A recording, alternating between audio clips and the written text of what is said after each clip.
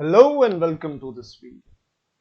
In this video, we'll be talking about the topic of trigonometry 1 from 11th mathematics paper 1 chapter 2 and myself Sagar. So इस video के अंदर हम लोग बात करने वाले हैं इंट्रोडक्शन टू ट्रिग्नोमेट्री 1 यानी कि जो बेसिक फंडामेंटल कॉन्सेप्ट है ट्रिग्नोमेट्री के वो यहाँ पर कवर होने वाला है। सबसे पहली चीज, जब आप ट्रिगो के बारे में स्कूल लेवल तक समझते हो तो क्या याद आता था कि I have a right angle triangle such that there is an acute angle theta, यानी कि मेरे पास एक राइट एंगल ट्रायंगल पहले होना जरूरी होता था।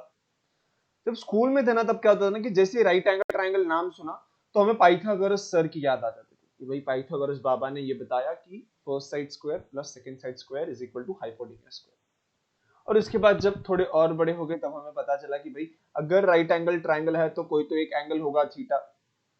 By using this angle theta हम लोग ने 6 टाइप के ट्रिग्नोमेट्रिक फंक्शन को डिफाइन कर दिया। एक था sine theta.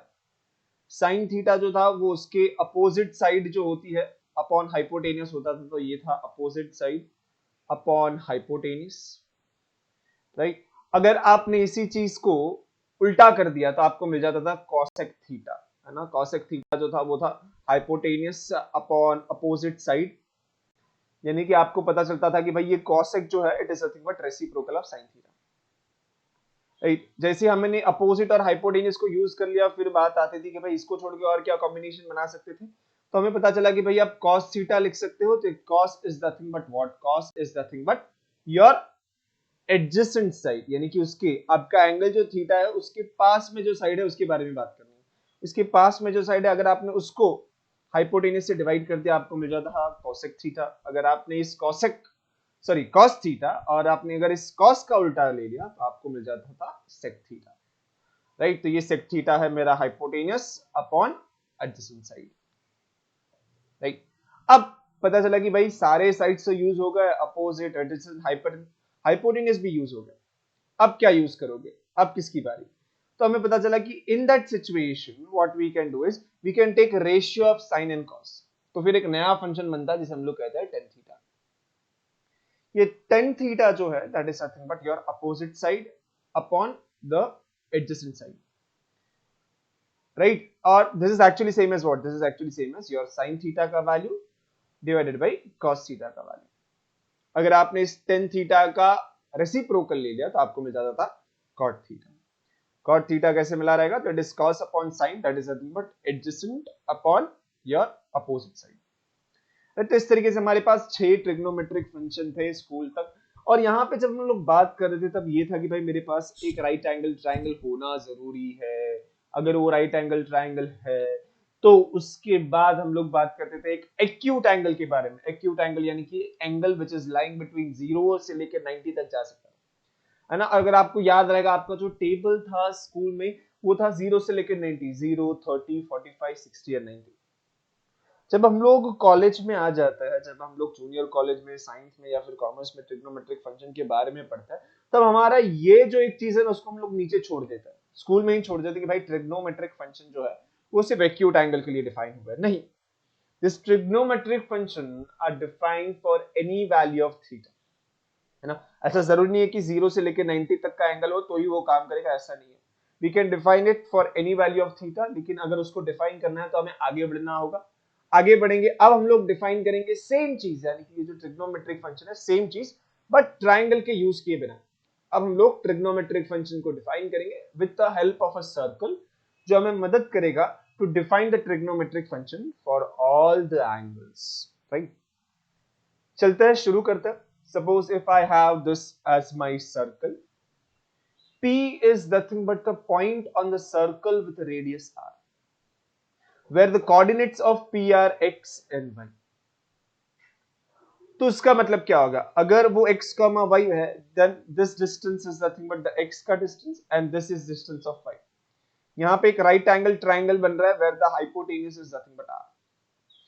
In this situation अगर मेरे पास ये एंगल थीटा दे दिया गया है तो मैं क्या करूंगा, I can define my sine theta, right. I can define sign theta क्या होता है, opposite is y divided by r is मतलब हाइपोटेन्यूज। और मेरा cos थीटा क्या होता है, cos theta is nothing but adjacent that is x upon the hypotenuse adjacent r। अगर सपोज मेरा ये जो लाइन है यानी कि पॉइंट पी यहां पर भी होता तो वो कुछ इस तरीके से जाता, राइट, उस तरीके से जाता और उसके बाद मुझे फिर वापस से x, y तो मिलने ही थे, ये मेरा r तो सेम होना ही था।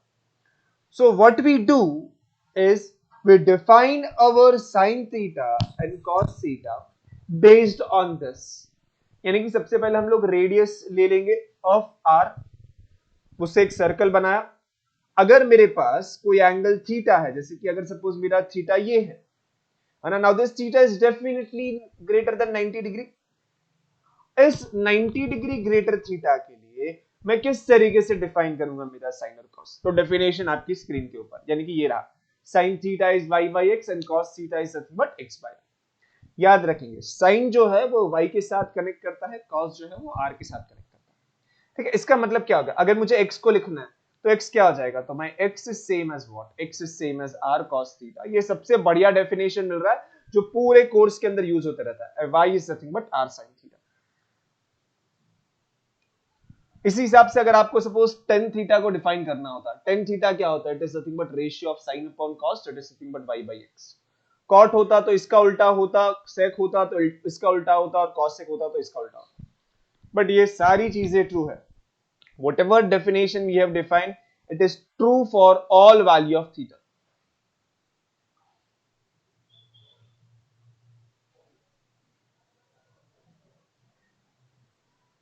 यानी कि अगर मेरे पास थीटा अब 0 हो, 180 हो, 360 हो या फिर कुछ भी हो XYZ, है ना, मुझे कुछ फर्क नहीं पड़ेगा, बिकॉज ये जो डेफिनेशन हमने बनाई है ये डेफिनेशन ट्रिगो के ऊपर डिपेंड नहीं करती, यानी कि ट्रिग्नोमेट्री यानी कि ट्राइंगल्स के ऊपर डिपेंड नहीं करती, है ना। ऐसा जरूरी नहीं है कि भाई एंगल जो है वो ट्राइंगल के अंदर होना ही चाहिए, बिल्कुल जरूरी नहीं, बिकॉज हम सर्कल के ऊपर है, सर्कल के ऊपर हम लोग कोई भी एंगल बनाएंगे, अगर एंगल बनाने के बाद जिस भी पॉइंट पे वो लाइन इंटरसेक्ट करता है वो पॉइंट जो होगा मुझे एक्स वाई देगा, r is nothing but the radius और डेफिनेशन ये। आप क्या करोगे, मेरे साथ चीजों को नोट करते चलो, ठीक है, बिकॉज नोट्स नहीं होगे मैथमेटिक्स के अंदर तो हम लोग जिंदगी में कुछ नहीं कर पाएंगे। बट यहाँ पे आगे बढ़ता है भाई, ये जो डेफिनेशन है this is defined for all value of theta, हमें बहुत खुशी हुई। लेकिन यहाँ पर कुछ स्पेशल चीज होती है, हमें पता है कि यहाँ पर ये जो ट्राइंगल है, that triangle is nothing but right angle triangle, right. ये जो बी एम ओ है, राइट एंगल ट्राइंगल है। राइट एंगल ट्राइंगल में सबसे पहली चीज मुझे पता थी कि भाई हाइपोटेनियस का square is same as first side square plus second side square, ये चीज तो होती है, करेक्ट। तो मैं यहां से आता हूं, मैं यहां से स्टार्ट करता हूं। So my r square is same as x square plus y square, right. So उसका मतलब क्या हो गया कि भाई अगर सपोज मैंने इसको दोनों साइड आर स्क्वायर से डिवाइड कर दिया तो r square by r square is same as x square plus y square divided by r square. Balance करने के लिए मैंने दोनों साइड से डिवाइड कर दिया। R square by r square होता है 1, ये होता है x square by r square, correct, plus ये होता है y square by r square, 1 as it is भाई। फिर ये क्या है, x by r whole square, that is nothing but x by r the whole square. Similarly ये है भाई y by r the whole square. भाई एक्स बाई आर क्या है, एक्स बाई आर तो कॉस स्क्वायर कॉस थीटा है और y by r sine theta है। उसका मतलब मुझे ये पता चला कि cos square theta plus sine square theta 1 होता है। और ये जो चीज है this is true for, again true for all value of theta, ये जो है it is true for all theta. कोई भी वैल्यू थीटा को फर्क नहीं पड़ेगा, ये जो ट्रिग्नोमेट्रिक आइडेंटिटी है वो हर किसी के लिए ट्रू होती है ना। तो by using the similar concept आप क्या कर सकते हो, मेरी तरफ से एक छोटा सा होमवर्क या फिर छोटी सी प्रैक्टिस आप ट्राई कर सकते हो कि 1 प्लस टेन स्क्वायर थीटा क्या होगा, आपको ये प्रूफ करना है, ठीक है। अगर हम लोग 11th में आके भी प्रूफ नहीं करेंगे तो अच्छा नहीं लगेगा। So we are suppose to prove the thing, 1 plus tan square theta क्या है, आप मुझे प्रूव करके बताओ चैट बॉक्स में। 1 प्लस कॉट स्क्वायर थीटा क्या है, ये भी आप मुझे बता दीजिए चैट बॉक्स में, ठीक है। ये सारी चीजें आपको करनी होगी, छोटी छोटी चीजें हैं, 11th मैथमेटिक्स साइंस के स्टूडेंट है, कुछ कुछ चीजें खुद से ट्राई करेंगे तब जाके हम लोग आगे बढ़ेंगे, ठीक है। ठीक है, सब चीजें नोट की, आगे बढ़े नेक्स्ट स्लाइड की ओर। ओके, नाउ मुझे पता चला कि मेरे जो ट्रिग्नोमेट्रिक फंक्शन है वो सर्कल के ऊपर से मैं बना सकता हूं। अब सर्कल है तो उसको कुछ रेडियस होता है। अगर सपोज मैंने जो सर्कल लिया उसका रेडियस छोटा है, आपने जो सर्कल लिया आपका रेडियस बड़ा है, तो क्या इसका मतलब ये हो जाएगा कि भाई मेरा जो आंसर है वो अलग आएगा साइन थीटा के लिए और आपका आंसर साइन थीटा के लिए अलग आएगा? The answer of this question is no. My value of the trigonometric function does not depend on the radius r. मेरा रेडियस कुछ भी हो उसको उससे फर्क नहीं पड़ता. ऐसा क्यों होता? बिकॉज अगर मैं ट्रिग्नोमेट्रिक फंक्शन निकालता हूं, सपोज मेरा छोटा वाला जो सर्कल है उसका रेडियस है 1, बड़ा वाला सर्कल है उसका रेडियस है r. मेरे पास एक ही लाइन है, यानी कि ये जो है दोनों एंगल थीटा है ना, दोनों के लिए यहां पर एंगल थीटा का बनता है. सो अगर मैं सपोज स्मॉल सर्कल के अंदर, मेरा जो स्मॉल सर्कल है जिसका रेडियस है 1, वहां पे अगर मैं साइन थीटा के बारे में बात करूं, साइन थीटा क्या होता है भाई? अपोजिट. अपोजिट यानी कि यहां पर ये है अपोजिट. अपोजिट यानी कि height of that is nothing but the y coordinate, that is nothing but y dash. So it is opposite upon hypotenuse. Hypotenuse is radius, radius is 1. सो मुझे पता चला स्मॉल सर्कल के लिए साइन थीटा का value आ गया y dash. Correct. अब थोड़ा big circle जो हमारे पास, बड़ा वाला जो सर्कल है, उसके अंदर r जो है radius is nothing but r. Correct. मेरा रेडियस r दे दिया है. अगर उसके अंदर अगर मैं साइन थीटा को निकालने की कोशिश करूं, साइन थीटा क्या होगा? Opposite upon hypotenuse is nothing but the radius. Opposite यानी कि height, that is given as y, है ना. सो ये हो गया मेरा y डिवाइडेड बाय r. क्या आपको दोनों केस में अलग अलग आंसर आएगी क्या? That is nothing but the question. What we answer this question is, answer is no. यानी कि यहां पर आपको जो रेशियो मिल रहा है ना, वो रेशियो इक्वल ही होगा. यानी कि ये दोनों जो नंबर्स है, वो दोनों नंबर्स को जबरदस्ती इक्वल ही होना पड़ेगा. They might look different but they will have an equal value. For example, अगर मैं आपको बोलूं कि आंसर आ रहा है 1 और दूसरे केस में आंसर आ रहा है 2/2, ये दोनों चीजें सेम ही तो है ना. दोनों रेशियो है और दोनों रेशियो अलग अलग तरीके से लिखे गए, बट उसकी अल्टीमेट वैल्यू सेम है. तो यही चीज हम लोग ट्रिगो के अंदर ऑब्जर्व करते हैं कि अगर आपका रेडियस अलग हो जाता है तो उसका मतलब ये नहीं है कि आपका आंसर बदल जाएगा. आप काटने के बाद, जैसे कि यहां पे if I cut this, I get the same value, that is 1. After simplifying in the both the situation you get the same answer. So what we observe in this case is the value of trigonometric function is independent of r. ठीक है. सबसे important result है, याद रख लेंगे. The value of trigonometric function, note करके रखते हैं हम लोग. The value of trigonometric function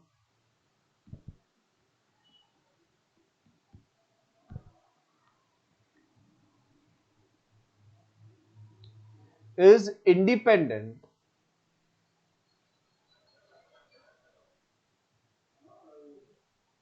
यानी कि मुझे क्या पता चला, अगर मैं कहीं कोई सिचुएशन में काम कर रहा हूं, एग्जांपल में काम कर रहा हूं, तो मेरे लिए r का जो चॉइस है, वैल्यू है, वो डिपेंड नहीं करता है. मैं कुछ भी ले लूं, आंसर सही आने वाला. तो मोस्ट ऑफ द केसेस हम लोग क्या करते हैं ना कि r का वैल्यू 1 ले लेता है, जिससे चीजें सिंपल हो जाए. ठीक है. लेकिन ये करना अलाउड क्यों है? बिकॉज हमें पता चला कि भाई r की वैल्यू कुछ भी हो, ट्रिग्नोमेट्रिक फंक्शन सेम तरीके से काम करता है, सेम वैल्यू देते रहते हैं. ठीक है. थोड़ा आगे बढ़ते हैं, नोट करेंगे कि भाई the trigonometric ratio is independent of r, जो मैंने आपको अभी लिख के दिया. And the trigonometric ratio of coterminal angles are same. यानी कि अगर मेरे पास कोई दो बड़े बड़े ट्राइंगल्स है, एक तो ये वाला ट्राइंगल है, ठीक है. अब मेरे पास और एक ट्राइंगल बन रहा है जिसके जो एंगल है थीटा, वो कोटर्मिनल एंगल है. यानी कि वो स्टार्ट सेम जगह पे हो रहा था और एंड सेम जगह पे हो रहा था, है ना. तो उसका मतलब क्या हो गया कि इस थीटा के लिए जो छोटे वाले ट्राइंगल के अंदर अगर मैं sine theta cos theta find out करूं, या फिर बड़े वाले ट्राइंगल के लिए sine theta cos theta find out करूं, मुझे वैल्यूज सेम मिलेंगे. बिकॉज दोनों केस के लिए ये जो थीटा है, दे आर कोटर्मिनल. कोटर्मिनल का मतलब क्या होता है?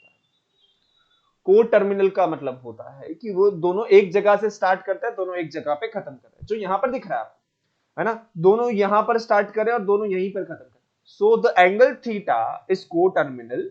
दो भले अलग अलग ट्राइंगल हो, लेकिन आंसर जो है दोनों सिचुएशन में वो आपको सेम मिलने वाला है. यानी कि अगर कोटर्मिनल एंगल है तो ट्रिग्नोमेट्रिक फंक्शन सेम होता है. अगर आप थोड़ा ध्यान से देखोगे ना, तो एक्चुअली नथिंग बट यहां पर हमारा पहला वाला रिजल्ट ही काम कर रहा है. अगर आप देखोगे ना, तो मेरा जो छोटा वाला ट्राइंगल है वो सर्कल के ऊपर इस तरीके से आया है, और जो बड़ा वाला ट्राइंगल है वो बड़े वाले सर्कल के ऊपर आया है। मतलब कि दोनों सिचुएशन में सिर्फ और सिर्फ रेडियस का फर्क है। तो रिजल्ट 1 जो है वो एक्चुअली रिजल्ट 2 को याद दिलाता है ना। सो दोनों ही सेम रिजल्ट है, रेडियस बदल देने से कुछ नहीं हो जाएगा, वही हम बताने की कोशिश करेंगे। ठीक है, अच्छे से समझेंगे, कुछ डाउट डिफिकल्टी रहेगा तो चैट बॉक्स में हमें बताएंगे। ठीक है, आगे बढ़ेंगे, चीजें नोट करते चलेंगे मेरे साथ। अगर नहीं हो पा रहा है इतना स्पीड में तो वीडियो पॉज करेंगे और फिर लिखेंगे और फिर आगे बढ़ेंगे। ठीक है, आगे बढ़ते। नाउ अब हमने बात कर ली कि भाई जो मेरा ये जो ट्रिग्नोमेट्रिक फंक्शन है अब वो किसी के ऊपर डिपेंड नहीं करता, यानी कि थीटा का वैल्यू 90 से छोटा हो ऐसा जरूरी नहीं है। अब थीटा का वैल्यू कुछ भी हो सकता है ना, और वो जो वैल्यू होगा वो यूनिक रहेगा, वो रेडियस के ऊपर डिपेंड नहीं करने वाला है ना। कुछ भी हो रेडियस, उसको फर्क नहीं पड़ता है, right. So the pair x, y of the coordinates p is uniquely determined by theta। Correct. यहां में हम लोग क्या कहने की कोशिश कर रहे हैं कि अगर सपोज मैं आपको बोल दूं कि मेरे पास एंगल थीटा है, यानी कि अगर सपोज मुझे बोल दिया जाए कि मेरे पास एंगल है 280 डिग्री, और मैं आपको बोलूं कि इसके लिए आपको ट्रिग्नोमेट्रिक फंक्शंस को फाइंड आउट करना है, तो मैं क्या करूंगा। मैं सबसे पहला, मुझे पता है कि मैं सर्कल को यूज कर सकता हूं, तो मैंने एक्स एक्सिस वाई एक्सिस बना दिया। ये है मेरा एक्स एक्सिस, ये है मेरा y axis. On this I will draw a circle with radius 1। यहां पे मैंने एक सर्कल बना दिया जिसका रेडियस 1। अब मैं पॉजिटिव एक्स एक्सिस के साथ एक एंगल बनाऊंगा, जो एंगल होगा 280 डिग्री का, है ना। तो यहां से स्टार्ट करके मैंने 280 270 यहां तक हुआ, 280 डिग्री यहां पे होगा, है ना। तो 280 डिग्री का एक एंगल बना दूंगा, this angle is nothing but 280 degree. ये जो लाइन मैंने बनाया, मेरा जो टर्मिनल आर्म है, ये लाइन एक ही पॉइंट पे, एक यूनिक पॉइंट पे इंटरसेक्ट करता है मेरे सर्कल को। ये सर्कल है मेरा P, जहां पे मुझे एक unique value of x y मिलेगा, है ना। अगर मुझे एक्स और वाई पता है तो मुझे पता है कि मेरा साइन थीटा क्या होगा, my sine theta is nothing but y by r जो 1 है, और कॉस थीटा जो है वो एक्स बाई आर होगा, जो हो जाएगा एक्स बाई 1। तो मुझे कॉस थीटा साइन थीटा मिल गया, और ये जो वैल्यूज है वो यूनिक वैल्यू होगी, बिकॉज एक्स और वाई यूनिक। मतलब कि अगर आप सॉल्व कर रहे हो सेम आंसर आएगा, मैं सॉल्व कर रहा हूं सेम आंसर आएगा, आपको कोई फ्रेंड सॉल्व कर रहा है सबको सेम ही आंसर आने चाहिए। बिकॉज अगर मैं 280 डिग्री घूम के जाऊंगा तो मेरे पास सिर्फ एक ही चॉइस है, हम में से हर कोई यहां पर ही आके रुकेगा, है ना। So that is a reason my sine function जो है उसके आंसर हर किसी को एक ही आते हैं, अलग अलग आंसर कभी नहीं आएगा। ठीक है, ये चीजें हमने ऑलरेडी नोट की, आप प्लीज से जल्द नोट करेंगे। आगे बढ़ते हैं हम। तो यहां पे हमने क्या किया, यहां पे मैंने एक टेबल है जहां पे मैंने कुछ ट्रिग्नोमेट्रिक फंक्शन को नोट करके रखा है। ठीक है, कुछ ट्रिग्नोमेट्रिक फंक्शन के बारे में आप ऑलरेडी जानते थे, कुछ ट्रिग्नोमेट्रिक फंक्शन जो है आपके लिए शायद से नए हो। जैसे कि ट्रिग्नोमेट्रिक फंक्शन फ्रॉम 0 से लेके 90 डिग्री आपको पता ही होना चाहिए। अगर नहीं पता है तो हम लोग चलते हैं नेक्स्ट स्लाइड की ओर, जहां पे हम लोग इसको सॉल्व करने की कोशिश करेंगे।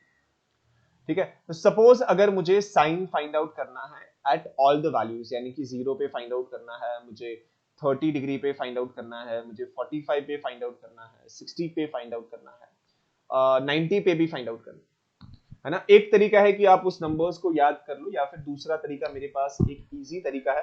तो मैं क्या करता था पता है, मैं हर बार वैल्यूज लिख देता था। मैं यहां से 0 से स्टार्ट करता हूं, फिर 1 लिखूंगा, फिर 2 लिखता हूं, 3 लिखता हूं, 4 लिखता हूं। ठीक है, मैंने क्या किया, मैंने सारे नंबर्स यहां पे लिख दिया है, 0 1 2 3 एंड 4। अब जो भी नंबर्स लिखे उसको स्क्वायर रूट के अंदर डाल दो, square root square root square root square root and square. इतना करने के बाद हर एक नंबर को 2 से डिवाइड कर दो। ठीक है, 2 से डिवाइड कर दो हर एक चीज को, और आपको आपका आंसर मिल गया, यानी कि आपको अब सारे नंबर्स पता चल गए। ठीक है, जैसे कि पहला नंबर है वो √0/2, that is nothing but 0, this is nothing but 1/2, this is nothing but 1/√2, and this is nothing but √3/2।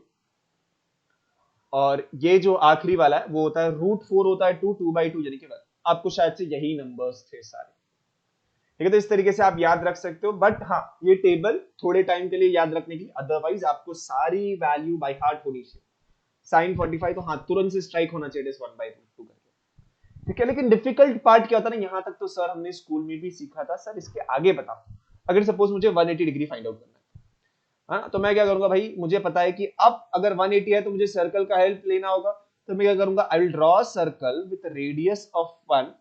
अब मुझे 180 डिग्री के बारे में बात करनी, राइट। सो 180 डिग्री यानी कि मैं एंगल ले लूंगा 180 डिग्री का, है ना। If you observe, whenever I take the angle, I take it in the anti clockwise direction. आप इस चीज को नोट करके रखेंगे कि जब भी एंगल लेंगे उसको एंटी क्लॉकवाइज डायरेक्शन में अभी के लिए लेंगे, ठीक है। अगर पॉजिटिव एंगल है तो उसको एंटी क्लॉकवाइज ले लेना, अगर नेगेटिव एंगल है तो उसको क्लॉकवाइज डायरेक्शन में ले लेना, ठीक है। सो अब 180 डिग्री, तो ये जो लाइन होगा, ये लाइन मेरा सर्कल को कहां पे इंटरसेक्ट कर रहा है, यहां पर। तो इसके कोऑर्डिनेट्स क्या होंगे भाई, इसके जो कोऑर्डिनेट्स है उसके कोऑर्डिनेट्स होंगे P is nothing but x axis पे क्या है, x एक्सिस पे है -1 एंड y एक्सिस पे है 0। मुझे पता है कि मेरा sin थीटा क्या होता है, तो मेरा sin theta that is sin 180 degree is nothing but what, sin जो है वो y के साथ कनेक्ट करता है, y यानी कि यहां पर है 0, है ना। तो 0/1 रेडियस है 1, तो आंसर आ गया 0, ठीक है। अगर इसी केस पे अगर आप मुझे बोलते कि सर cos 180 डिग्री भी निकाल के दे दो, तो cos 180 डिग्री क्या होगा, cos 180 degree is nothing but what? It is nothing but x by r, right? So x by r. So x है मेरा -1, r का वैल्यू 1 है, so it is -1/1. So the answer is nothing but -1. ठीक है। अगर आपको sin cos पता है तो आप पेन से लेके सारे एंगल्स को निकाल सकते हो, बिल्कुल भी परेशानी नहीं होगी, ठीक है। अब हम लोग बात करते हैं कि सर सपोज ये 280 तो इजी लग रहा था, अगर आपने एंगल को बढ़ा के कर दिया 270 डिग्री तो क्या होगा। अगर सपोज मेरा एंगल 270 डिग्री है तो वो यहां से घूम के यहां तक पहुंच जाएगा ना 270 डिग्री, है ना। 270 डिग्री यहां पर आएगा, तो ये अब मेरा जो पॉइंट है वो पॉइंट क्या है, on x axis 0, on y axis -1, है ना। तो मुझे पता है ये क्या होगा, x कोऑर्डिनेट जो है वो मुझे बताता है cos of 270 degree, y coordinate जो है वो मुझे क्या बताता है, वो बताता है sin ऑफ 270 डिग्री। भाई कैसे, बिकॉज रेडियस अगर 1 है तो मेरा x कोऑर्डिनेट होता है cos थीटा, y कोऑर्डिनेट होता है sin थीटा। ये एक एडवांटेज होता है जब हम लोग रेडियस को 1 ले लेते हैं, whenever the radius is 1 the coordinates are nothing but the answer of cos theta sin theta, ठीक है। तो इस केस के अंदर आंसर आ गया -1। मैं आपके लिए एक छोटा सा होमवर्क छोड़ के चलूंगा कि भाई आपको फाइंड आउट करना है कि भाई 360 डिग्री के लिए आंसर किस तरीके से होगा, उसके बारे में सोचेंगे, ठीक है। आपको फाइंड आउट करने के भाई 360 डिग्री के लिए साइन का वैल्यू क्या होगा, अगर वो कर पाते हो तो आप कॉस का लाइन खत्म करो, जैसे आपके पास साइन और कॉस के सारे वैल्यूज आ जाती हैं, आप 10 रेशियो से निकालो, कॉट निकालो, है ना, सेक निकालो, कॉसेक निकालो, जितना ज्यादा आप खुद से मैथमेटिक्स करना स्टार्ट करेंगे चीजें आपके लिए इजी होती चलेंगी, ठीक है। तो इसके बाद हम लोग आगे बढ़ते हैं, हमारे पास कुछ ट्रिग्नोमेट्रिक फंक्शंस है ना। अब तक हम लोग क्या कर रहे हैं, हम लोग बेसिक्स को कवर कर रहे हैं, है ना। ये जो बेसिक्स हम लोग कर रहे हैं, ये बेसिक्स के साथ हम लोग आगे बढ़ सकते हैं। After doing this much of thing, the next topic that comes is nothing but the sign of the trigonometric functions. इसके बारे में हम लोग बात करें। सपोज अगर मेरे पास यहां पर एक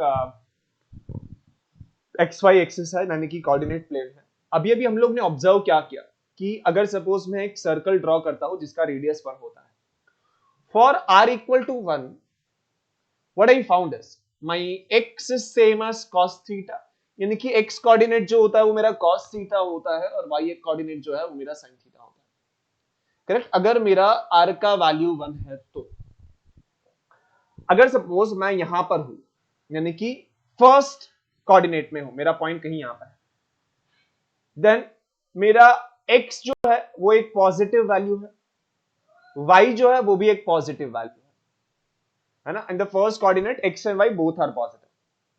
सो इसका मतलब क्या होगा, अगर x पॉजिटिव है तो cos पॉजिटिव है, यहां पर cos पॉजिटिव होगा, जो पॉजिटिव है उसका लिस्ट में यहां पे लिखता हूं, जो नेगेटिव है उसका लिस्ट में यहां पे लिखूंगा, ठीक है। अगर cos पॉजिटिव है तो y पॉजिटिव होने की वजह से sin का वैल्यू भी पॉजिटिव आएगा, है ना। यानी कि मुझे पता चला whenever my point lies in the first quadrant, यानी कि थीटा का वैल्यू 0 से लेके 90 डिग्री है, तब साइन और कॉस दोनों का वैल्यू पॉजिटिव होता है। अगर आप ऑब्जर्व करोगे अब तक स्कूल तक आप 0 से लेके 90 की जो वैल्यू थे ना, सारे के सारे पॉजिटिव वैल्यूज आते थे, साइन का वैल्यू पॉजिटिव, कॉस का वैल्यू पॉजिटिव, हर बार पॉजिटिव आते थे, ठीक। अगर साइन पॉजिटिव है, कॉस पॉजिटिव है, तो 10 के पास कुछ ऑप्शन नहीं है, उसको जबरदस्ती पॉजिटिव ही होना पड़ेगा, है ना। क्यों भाई, बिकॉज दोनों पॉजिटिव नंबर का रेशियो पॉजिटिव होता है, है ना। अगर 10 पॉजिटिव है तो उसका रेसिप्रोकल भी पॉजिटिव हो जाएगा, है ना। अगर साइन पॉजिटिव है तो उसका रेसिप्रोकल भी पॉजिटिव हो जाएगा, अगर कॉस पॉजिटिव है तो उसका रेसिप्रोकल भी पॉजिटिव हो जाएगा। यानी कि हमें पता चला in first quadrant all trigonometric function, है ना, all trigonometric function are positive. यानी कि जब कभी भी मेरा पॉइंट फर्स्ट क्वाड्रेंट में आता है, सारे ट्रिग्नोमेट्रिक फंक्शन बन जाता है पॉजिटिव फंक्शन। ठीक है, अब चलता है सेकंड क्वाड्रेंट की ओर। सेकंड क्वाड्रेंट के अंदर क्या होता है, यहां पर अगर सपोज मेरा कोई पॉइंट है तो मुझे पता है, देखो नीचे y एक्स एक्सिस नेगेटिव हो गया, तो x एक्सिस नेगेटिव है और y एक्सिस पॉजिटिव है। अगर y एक्सिस पॉजिटिव है तो मुझे पता चला कि साइन जो है वो पॉजिटिव होगा, है ना। अगर साइन पॉजिटिव है तो और कौन पॉजिटिव होगा, साइन पॉजिटिव है तो उसका रेसिप्रोकल जो है वो पक्का पॉजिटिव होगा। तो नेगेटिव कौन है, x कोऑर्डिनेट नेगेटिव है, x कोऑर्डिनेट क्या है, cos थीटा होता है, cos नेगेटिव हो जाएगा।